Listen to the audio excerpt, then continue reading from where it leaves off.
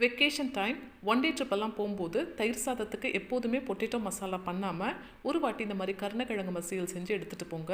செம்மையாக இருக்கும். இது செட்டிநாட்டில் பண்ணுற ஒரு யூனிக்கான ரெசிபி. அதுக்கு பிடிக்கரணையை நல்லா கழுவிட்டு குக்கரில் 5 விசில் வேக வச்சு எடுத்துக்கோங்க. இப்போ அதோட தோல் எடுத்துட்டு கட்டி இல்லாமல் நல்லா ஸ்மூத்தாக இந்த மாதிரி மேஷ் பண்ணி எடுத்துக்கலாம். அது கூடவே கொஞ்சமாக மஞ்சத்தூள், 2 ஸ்பூன் குழம்பு மிளகாய் தூள், ஒரு நெல்லிக்காய் சைஸ் புளி கரைச்ச தண்ணி எல்லாத்தையும் சேர்த்து நல்லா ஈவனாக மிக்ஸ் பண்ணிக்கோங்க.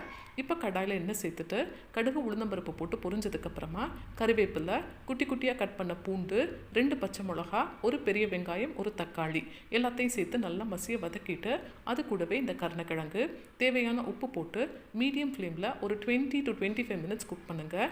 நடுவில் என்ன தேவைப்பட்டால் சேர்த்துக்கோங்க. கொஞ்சம் பொறுமையாக தான் குக் பண்ணணும். ஆனால் ஃபைனல் ப்ராடக்ட் அல்டிமேட்டாக இருக்கும். இப்போ எண்ணெயெல்லாம் நல்லா பிரிஞ்சு கடாயில் ஒட்டாமல் நல்லா சுருண்டு இந்த ஸ்டேஜுக்கு வந்துருச்சுன்னா நம்மளோட சூப்பரான கருணக்கிழங்கு மசியல் ரெடி.